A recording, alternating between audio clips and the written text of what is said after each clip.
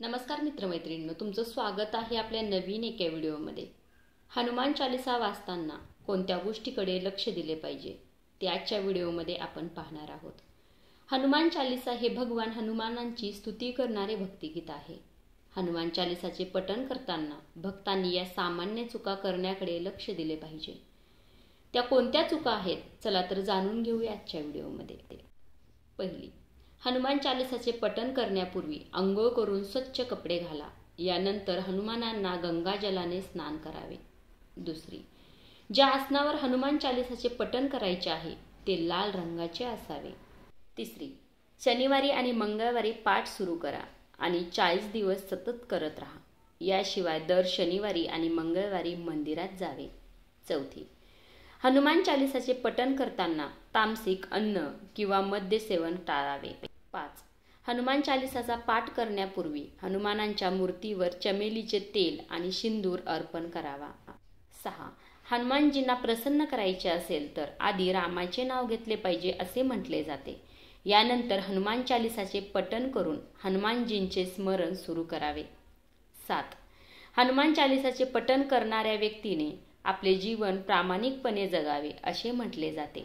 अशा व्यक्तीने खोटं बोलू नये। 8.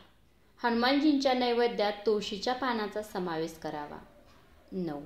हनुमान चालीसाचे पठण करताना मन शुद्ध आणि मनामध्ये कोणत्याही शंका असता कामा नये। 10. कोणत्याही प्रकारची नकारात्मकता मनामध्ये आणू नये। हनुमानजी नेहमी दुर्बल व्यक्तीच्या पाठीशी असतात। 11. आपण हनुमान चालीसाचे पठण करत असाल तर कमकुवत लोकांना त्रास देणे आणि अपशब्दाचा वापर करणे टाळावे। 12. हनुमान चालीसाचे पठण करताना कोणत्याही व्यक्तीशी बोलणे टाळावे। 13. परमेश्वरावर संपूर्ण लक्ष केंद्रित करून मनापासून पठण करावे, अन्यथा त्याचे शुभ फळ मिळणार नाही। 14.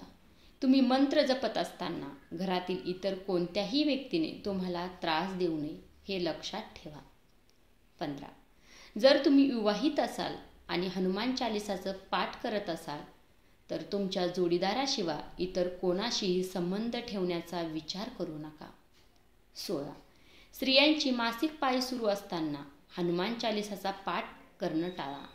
हनुमान चालीसा वाचल्यानंतर भगवान हनुमानांसमोर गुडघे ठेवू नका, कारण ते सर्व स्त्रियांना आपल्या माता मानतात आणि त्यांच्यापुढे डोके ठेवण्याचा त्यांना तिरस्कार वाटतो।